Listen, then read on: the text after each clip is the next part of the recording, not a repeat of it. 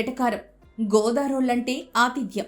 మామూలుగానే మర్యాదలతో చంపేసే గోదారోళ్ళు పండగ వచ్చిందంటే ఇంటికొచ్చిన అతిథులకు పిండి వంటకాలు, కలగాయ కూరతో భోజనాలు పెట్టి మర్యాదలు చేస్తారు.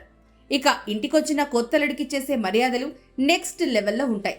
యానాంలో తాజాగా సంక్రాంతి పండుగకు వచ్చిన కొత్తలుడికి అత్తింటి వారు దాదాపు 470 రకాల వంటకాలతో మరిచిపోలేని విందిచ్చారు.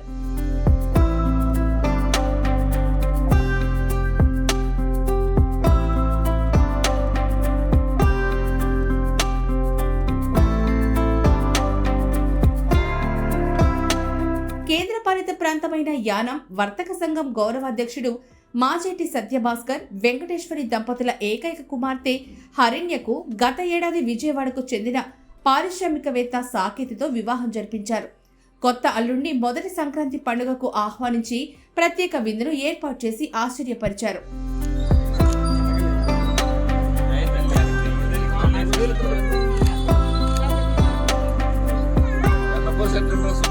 లేడీస్ పెట్టిన మీరు కూడా పెట్టండి మేడం గారు.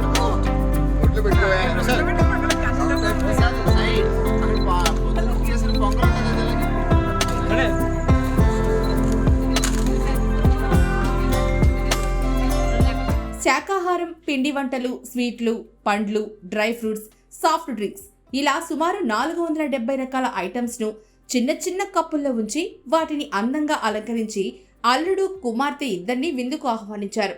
వీటిలో చాలా వంటకాలను తమ ఇంట్లోనే తమ వారంతా వారం రోజుల పాటు కష్టపడి చేశారని మామ సత్యభాస్కర్ వెల్లడించారు. నా పేరు మాజేటి సత్యభాస్కర్, యానాం మాదండి. ఈ రోజున సంక్రాంతి వేడుకలు భోగి పండుగతో మొదలవుతాయి కదా. ఈ రోజున భోగి పండుగతోటి ఉదయం నుంచి కూడా ఇక్కడ సంక్రాంతి వేడుకలు మా కుటుంబంలో ఏర్పాటు చేస్తాం. మా ఇంటి దగ్గర మాది ఒక ఉమ్మడి కుటుంబం, 4 బ్రదర్స్, ఒక సిస్టరు. అదేవిధంగా మా చిన్నమ్మాయి, పెద్దమ్మాయి వచ్చి పెద్దమ్మాయి రమ్య శ్రీనివాసు ఆస్ట్రేలియాలో ఉంటారు. చిన్నమ్మాయి డాక్టర్ శుభహరిణ్య, సాకేత్ గారు విజయవాడ, దోసపాటి విశ్వేశ్వరరావు అబ్బాయి.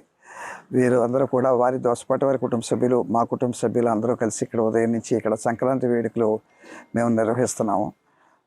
భోగి మంట వేయటం, హరిదాస కీర్తనలు, గంగిరెడ్లు, పాలు పొంగించటం, అదేవిధంగా గొబ్బిళ్ళ పూజలు, ఇవన్నీ కూడా మేము ఇక్కడ సెలబ్రేట్ చేస్తున్నాం ఉదయం నుంచి కూడా. ప్రత్యేకంగా మన ఉదయ గోదావరి జిల్లాలో సంక్రాంతి పండుగ అంటే చాలా ముఖ్యమైన పండుగ, చాలా వేడుకైన పండుగ. లేని వాళ్ళు, పెద్దవాళ్ళు కూడా అందరూ కూడా సరదాగా గడుపుకునే పండుగ. ఈ సందర్భంగా ఈ వేడుకలన్నీ ఇక్కడ కూడా చేసుకుంటూ, ఈ వేడుకల సందర్భంగా కొత్తగా వివాహం అయిన మా చిన్నమ్మాయి హరిణ్య, చిన్నల్లుడు గారు సాకేత్ గారి కోసం ఇక్కడ విందు, ఒక ప్రత్యేకమైన విందు ఏర్పాటు చేయడం జరిగింది. సుమారు ఒక 500 ఐటెంలతోటి ఇక్కడ ఈ విందును నిర్వహిస్తున్నాము.